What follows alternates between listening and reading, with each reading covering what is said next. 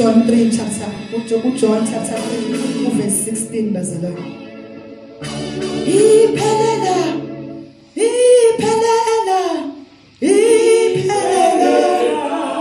emaphaka iphelela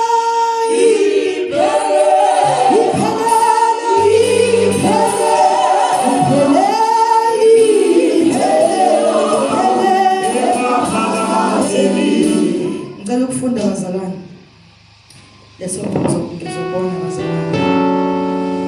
uJohn 3 verse 16 uthi ngokuba uNkulunkulu walithanda izwe kangaka waze wanikela ngendodana yakhe ezelwe yodwa ukuba yilowo naloyo okholwa yiyo angabhubhi kodwa abe nokuphila okuphakade. Baba izwi lakho linguwe, khuluma ngalo Baba nasekuseni egameni likaJesu, amen. Angizoshumayela bazalwane, ngizosho nje 2 minutes. This is the uNkulunkulu uJehova wathumela indodana yakhe okuphela kwayo ukuthi ibe umnikelo kuthina bazalwane.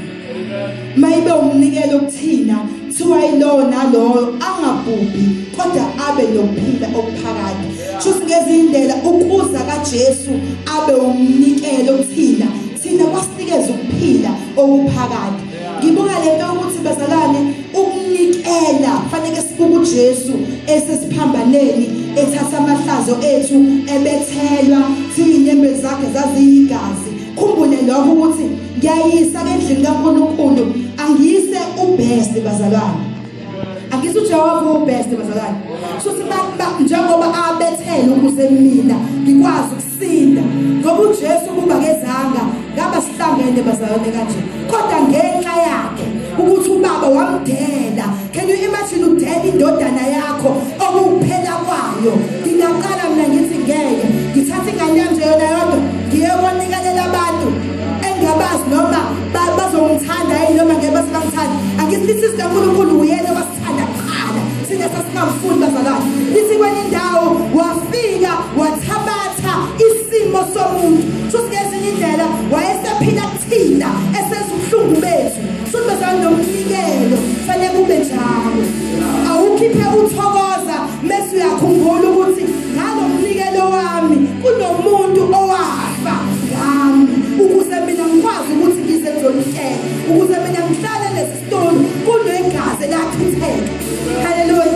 Ilokho bazalwane ngifuna ukushumayela baba, ngifuna ukusho lokho nje ukuthi sinikele nje bazalwane ngeenhliziyo sezimhlophe, sikhumbule ukuthi ngalo mnikelo kunegazi lachithekayo. So masilethe endlini kaNkulunkulu bazalwane, asilethe inhliziyo zethu zithokoze ukuze noBaba osezulwini athokoze. Haleluya. Ngoba into ebalekile baba ukuthi uthokoze uBaba osezulwini ngezinto zethu esizenzayo endlini yakhe. Haleluya. Singeza ke bazalwane size sizonikela. Haleluya.